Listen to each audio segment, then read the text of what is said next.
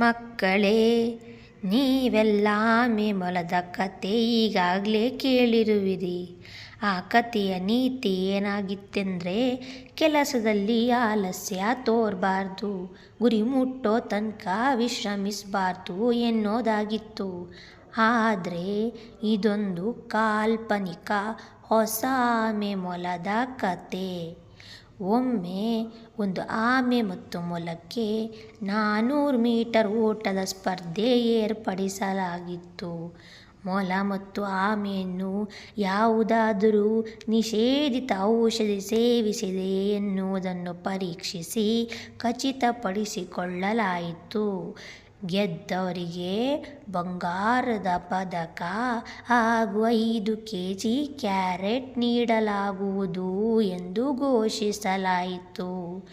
ಆಗ ಆಮೆ match fixing ನಡೆದಿರುವ ಸಾಧ್ಯತೆ ಇದೆ ಎಂದು ಆಕ್ಷೇಪಣೆ ತೆಗೆದು ತಾನು ಗೆದ್ದರೆ ಕ್ಯಾರೆಟ್ ಬದಲಾಗಿ ತಾನು ಸೇವಿಸುವ ಆಹಾರವನ್ನೇ ನೀಡಬೇಕೆಂದು ಕೇಳಿಕೊಂಡಿತು. ನಿರ್ಣಾಯಕರು ಆಮೆಯ ಮಾತಿಗೆ ಒಪ್ಪಿಕೊಂಡು ಸ್ಪರ್ಧೆ ಆರಂಭಿಸುವ ಸೂಚನೆ ನೀಡಿದರು. ಸ್ಪರ್ಧೆ ಆರಂಭವಾಯಿತು. ಮೊಲ ನಿಧಾನವಾಗಿ ಓಡಲು ಆರಂಭಿಸಿತು. ಬಹುಶಃ ಮೊಲದ ಕಾಲಿಗೆ ಪೆಟ್ಟಾಗಿರಬೇಕು. ಈ ಬಾರಿಯೂ ಆಮೆಯೇ ಗೆಲ್ಲುವುದು ಎಂದು ಕೆಲವರು ಬೆಟ್ ಕಟ್ಟಿದರು. ಆಮೆಗೆ ತುಂಬ ಖುಷಿಯಾಯಿತು. ಬಂಗಾರದ ಪದಕದ ಕನಸು ಕಾಣುತ್ತಾ ತನ್ನಿಂದ ಸಾಧ್ಯವಾದಷ್ಟು ವೇಗವಾಗಿ ಓಡಲು ಆರಂಭಿಸಿತು. ಮೊದಲ 50 ಮೀಟರ್ ದೂರವನ್ನು ಕ್ರಮಿಸುವಾಗ ಆಮೆ ಮೊಲಕ್ಕಿಂತ ಮುಂದಿತ್ತು.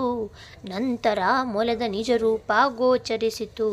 ತಾನು ಹಿಂದೆ ಮಾಡಿರುವ ತಪ್ಪನ್ನು ಮಾಡದೆ ತನ್ನ ವೇಗವನ್ನು ಹೆಚ್ಚಿಸಿಕೊಂಡು 400 ಮೀಟರ್ ದೂರವನ್ನು ಕೇವಲ 28.5 ಸೆಕೆಂಡ್ನಲ್ಲಿ ಗುರು ತಲುಪಿ ಹೊಸ ವಿಶ್ವ ದಾಖಲೆ ನಿರ್ಮಿಸಿತು. ಗುರು ತಲುಪಿ ನಿರ್ಣಾಯಕರು ಮೊಲ ಗೆದ್ದಿದೆ ಎಂದು ಘೋಷಣೆ ಮಾಡಿದ ಮೇಲೆಯೇ ವಿಶ್ರಾಂತಿಗೆ ಮೊರೆ ಹೋಯಿತು. ಆಮೆ ನಿಧಾನವಾಗಿ ನಡೆದು ಸುಸ್ತಾಗಿ ಹೇಗೋ ಆಗೋ ಮಾಡಿ 300 ಮೀಟರ್ ಕ್ರಮಿಸಿತು. ಆಗ ಅಲ್ಲಿಯೇ ಒಂದು ನೀರಿನ ಹೊಂಡವಿತ್ತು. ಆ ನೀರಿನ ಹೊಂಡ ಕೊಂಡೊಡನೆ ಆಮೆ ಅದರಲ್ಲಿ ಮುಳುಗಿ ತನ್ನ ಸ್ನಾನ ಮುಗಿಸಿಕೊಂಡು ಅಲ್ಲಿರುವ ಜಲಚರದ ಉಪಹಾರ ಸೇವಿಸಿಕೊಂಡು ಶಕ್ತಿ ಪಡೆದುಕೊಂಡು 1 ಗಂಟೆ 8 ಸೆಕೆಂಡ್ಗಳಲ್ಲಿ ತನ್ನ 400 ಮೀಟರ್ ಗುರಿ ತಲುಪಿತು. ನಿರ್ಣಾಯಕರು ಯಾಕೆ ಇಷ್ಟು ತಡ ಮಾಡಿದೆ ಎಂದು ಆಮೆಯಲ್ಲಿ ಕೇಳಿದಾಗ, ಈ ಬಾರಿ ನನ್ನ ಸೋಲು ಖಚಿತವಾಗಿರುವಾಗ ಸುಮ್ಮನೆ ಏಕೆ ಕಷ್ಟಪಟ್ಟು ಓಡಬೇಕು ಎಂದುಕೊಂಡು ಆರಾಮವಾಗಿ ಗುರಿ ತಲುಪಿದೆ ಎಂದು ಸ್ಪಷ್ಟನೆ ನೀಡಿತು. ನಿರ್ಣಾಯಕರು ವಿಜೇತ ಮೊಲವನ್ನು ಬಹುಮಾನ ಸ್ವೀಕರಿಸಲು ಕರೆದರೆ ಆ ಮೊಲ ಸುಖವಾಗಿ ನಿದ್ರಿಸಿತ್ತು. ಇಲ್ಲಿಗೆ ಈ ಕತೆ ಮುಗಿಯಿತು ಎಂದು ಗೋಪಜ್ಜಿ ಹೇಳಿದಾಗ ಮಕ್ಕಳು, ಗೋಪಜ್ಜಿ, ಈ ಕಥೆಯ ನೀತಿಯನ್ನೇ ನೀವು ಹೇಳಲೇ ಇಲ್ಲ ಎಂದು ಕೇಳಿದಾಗ, ಇದು ನನ್ನದೇ ಕಲ್ಪನೆಯ ಕತೆ ಆಗಿರೋದ್ರಿಂದ ಅದಕ್ಕೆ ರೀತಿ ನೀತಿ ಏನೂ ಇರೋದಿಲ್ಲ.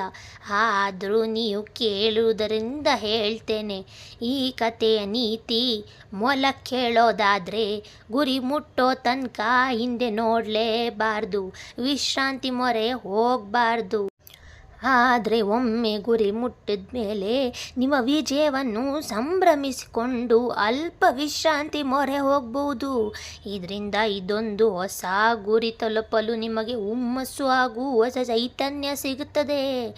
ಇನ್ನು ಆಮೆಗೆ ಹೇಳೋದಾದರೆ, ಒಮ್ಮೆ ಗೆದ್ದೆನೆಂದು ಬೀಗಿ ಮೈ ಮರೆಯಬಾರದು. ಯಾವಾಗಲೂ ಗೆಲುವು ನಂದೇ ಎನ್ನುವ ಅತಿ ಆತ್ಮವಿಶ್ವಾಸ ಒಳ್ಳೆಯದಲ್ಲ. ನಿರಂತರ ಶ್ರಮದ ಜೊತೆಗೆ ಎದುರಾಳಿಯನ್ನು ಸೋಲಿಸುವ ಉಪಾಯದ ಕುರಿತು ಯೋಚಿಸಿಕೊಳ್ಬೇಕು. ದಾರಿಯಲ್ಲಿ ಅಲ್ಲಲ್ಲಿ ಮೊಲಕ್ಕೆ ಕ್ಯಾರೆಟ್ ಸಿಗುವಂತೆ ಮಾಡಿದ್ದರೆ ಗೆಲುವು ಆಮೆದಾಗುವ ಸಾಧ್ಯತೆ ಇತ್ತು ಎಂದು ಗೋಪಚ್ಚಿ ಹೇಳಲು ಮಕ್ಕಳು, ಅಜ್ಜಿ, ನೀವು ತುಂಬ ಬುದ್ಧಿವಂತರು. ನಾಳೆ ಇನ್ನೊಂದು ಕತೆ ಕೇಳಲು ಬರ್ತೇವೆ ಎಂದು ಅಜ್ಜಿಗೆ ವಂದಿಸಿ ಅಜ್ಜಿ ಕೊಟ್ಟಿರುವ ಬಾಳೆಹಣ್ಣು ತಿನ್ನುತ್ತಾ ತಮ್ಮ ತಮ್ಮ ಮನೆಗೆ ತೆರಳಿದರು. ನಿಮಗೆ ಕತೆ ಇಷ್ಟ ಆದರೆ ಲೈಕ್ ಮಾಡಿ, ಶೇರ್ ಮಾಡಿ, ಸಬ್ಸ್ಕ್ರೈಬ್ ಮಾಡಿ. Thank you.